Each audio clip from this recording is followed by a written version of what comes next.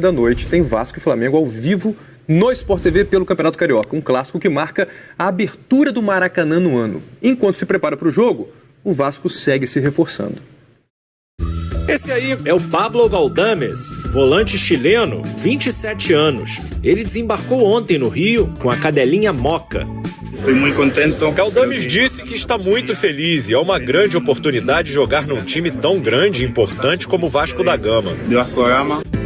Galdames estava no Genoa, da Itália.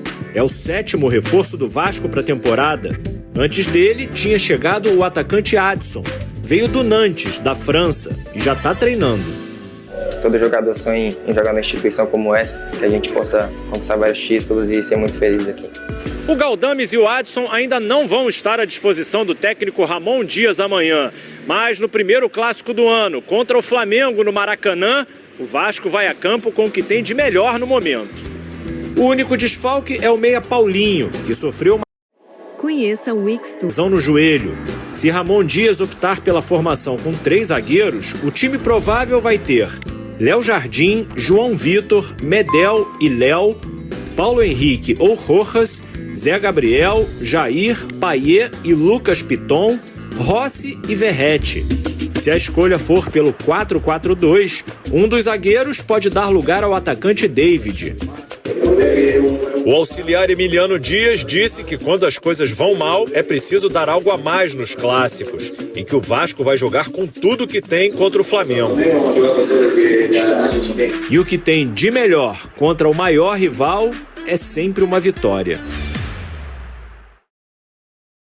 Raed, esse golpe foi duro, hein? O Vascaíno não esperava tomar um golpe desse logo no início de temporada, perder um dos seus principais jogadores, um jogador que foi muito importante depois que chegou no ano passado, o Paulinho, pela dinâmica no meio campo ali. A gente viu no primeiro bloco ele fazendo um gol sobre o Bragantino, aquele foi um dos gols da vitória do Vasco que salvaram a equipe do rebaixamento no ano passado. Tava começando a temporada, a gente não sabia como é que ia ser ele na temporada ainda, mas assim, pelo que ele fez no ano passado e pelo que poderia se esperar dele para esse ano, foi realmente um golpe duríssimo, né? Jogador de dinâmica no meio de campo. O Vasco perde bastante sem o Paulinho, principalmente nesse período de reconstrução. O Vasco segue em reconstrução. Ano passado, a permanência na primeira divisão foi importantíssima para o prosseguimento do plano de quem comanda o futebol do Vasco, né? E o Paulinho era a peça, motorzinho importante desse meio de campo, que vai precisar se reestruturar na sequência da temporada. Infelizmente, boa recuperação aí para o Paulinho.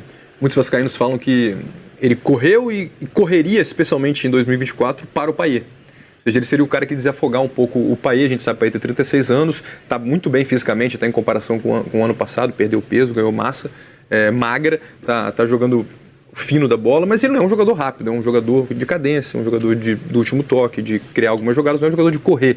E sem o Paulinho, como você acha que isso pode influenciar o jogo do Payet?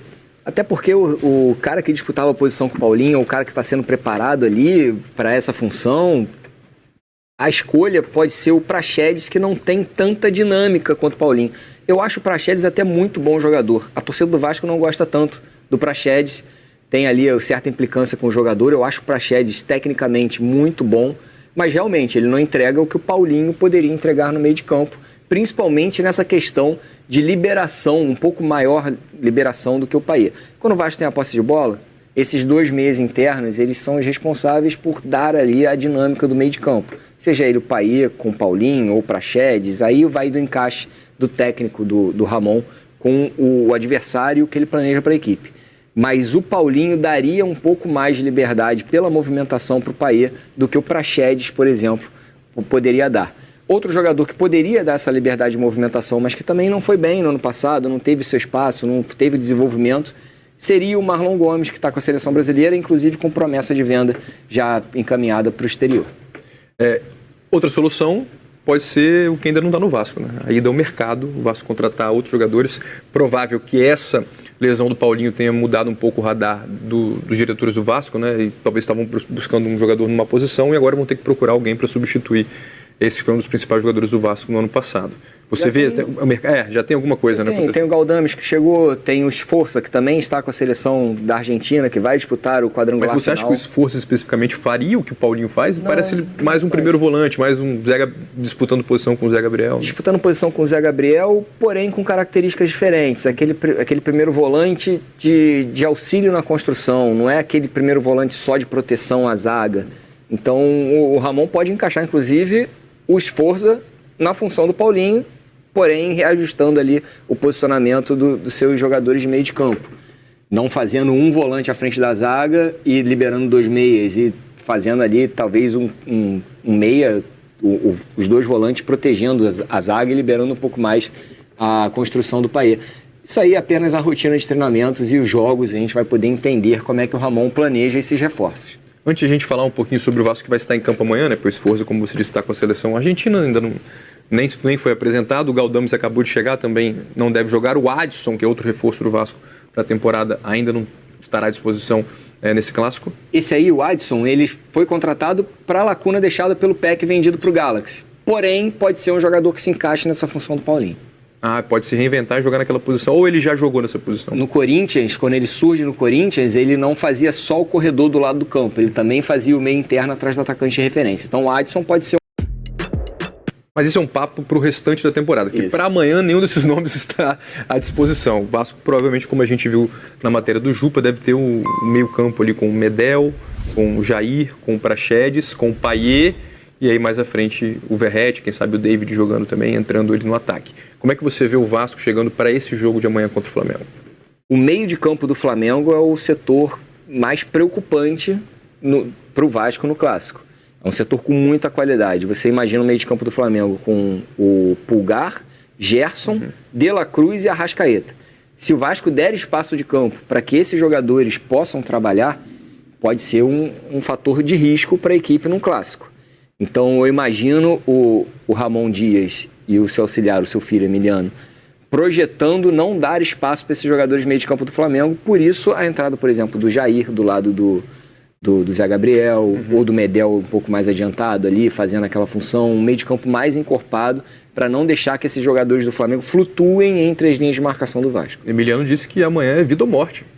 Botou um peso grande nesse jogo, se é que tem como colocar um peso maior em Clássico Flamengo, né? O Clássico terá, ao contrário de Atlético Mineiro e Cruzeiro, teremos torcida dividida no Maracanã. Promete estar cheio. E pelo Flamengo, o Clássico será marcado pela estreia do De La Cruz no Maraca. 8. Números quase obrigatórios entre os 11 titulares de um time de futebol.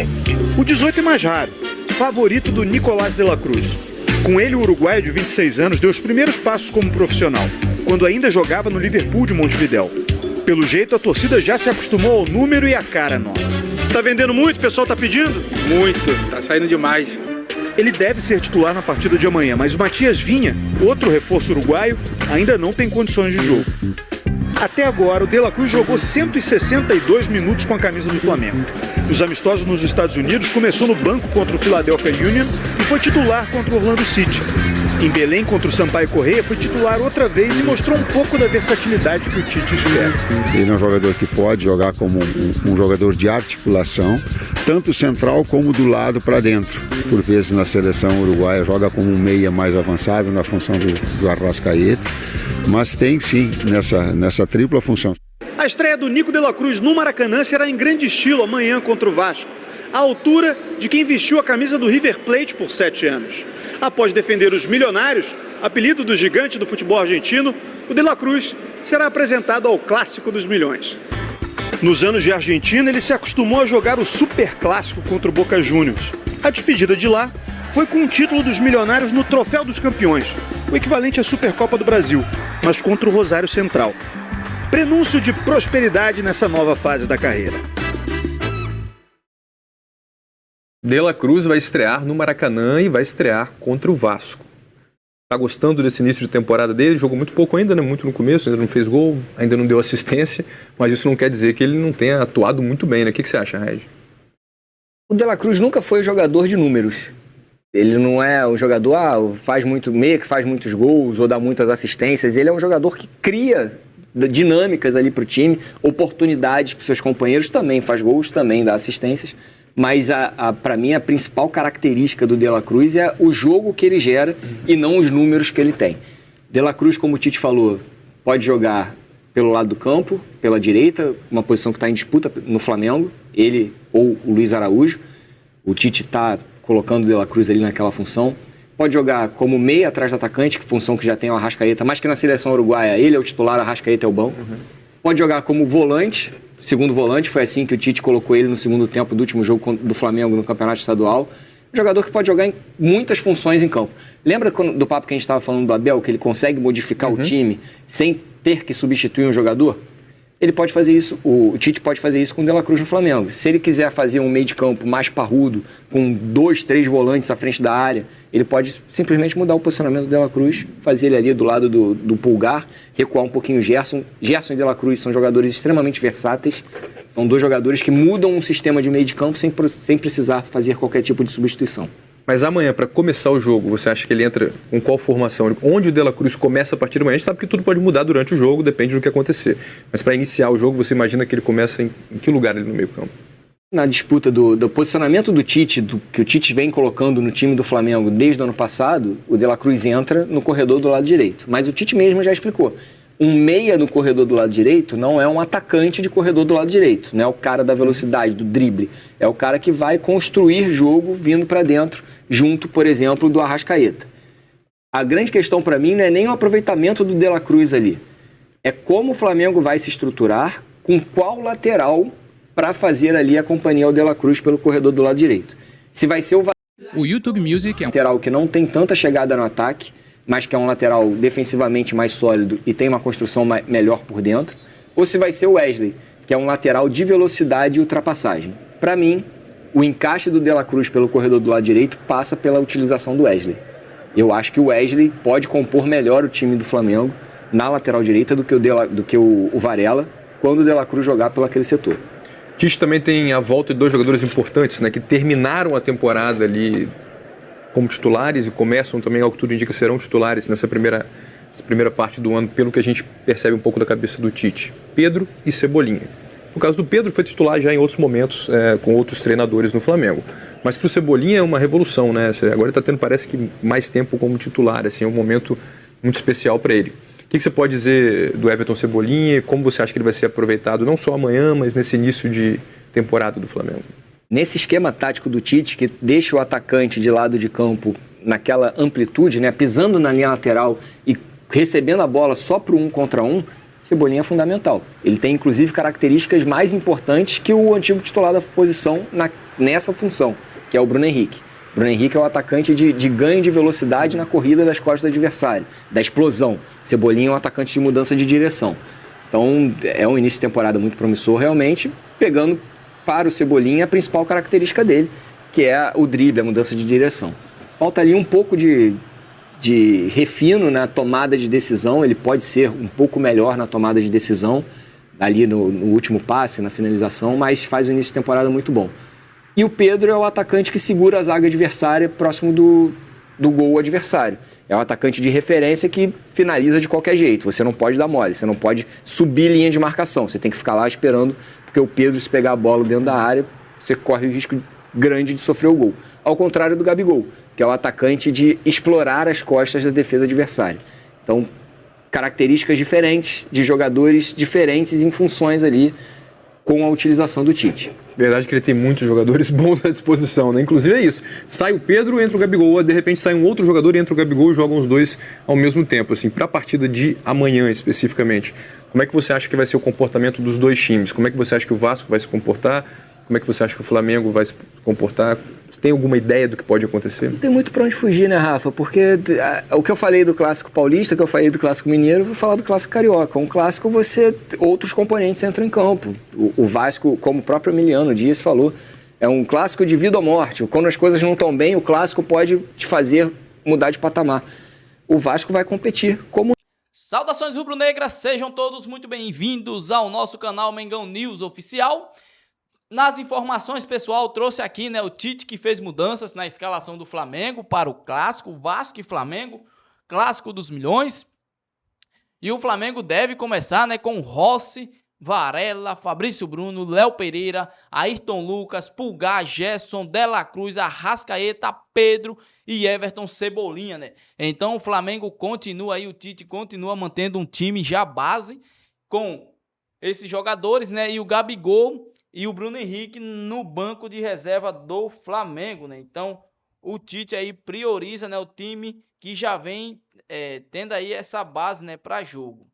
Já comente aqui, meus amigos e minhas amigas, o que você acha dessa escalação do Flamengo. É uma escalação ideal para enfrentar a equipe do Vasco. É o time que o Tite já deve começar mesmo, né, botar em prática para dar entrosamento para o restante de toda a temporada. Comente aqui, deixa a sua opinião, que é muito importante, beleza? Então, rapaziada, esse aqui foi mais um vídeo, né, um vídeo aqui trazendo aqui, né, notícias do Mengão. Espero que vocês tenham gostado. Se você não é inscrito, pessoal, tem um botãozinho vermelho aí com o nome inscreva-se, né? Tem um botãozinho vermelho com o nome inscreva-se. Então é importante que você se inscreva no canal, deixe o seu like, que é muito importante também. Compartilhe, ative o sininho de notificações para poder, né, o vídeo chegar para mais pessoas, beleza, rapaziada? Também tô passando aqui para agradecer demais a cada um de vocês. Graças a Deus conseguimos bater a meta de 100 likes no vídeo passado e novamente eu conto com a sua ajuda pra gente bater a meta de 100 likes nesse vídeo. Então já deixa muito like, amassa o dedo no like aí pra gente tá batendo a meta de 100 likes nesse vídeo, beleza? E se Deus permitir, pessoal, amanhã eu voltarei com mais informações do Flamengo. Espero que vocês tenham gostado. Se inscreva, deixa o like, é muito importante. Ative o sininho de notificações e até o próximo vídeo.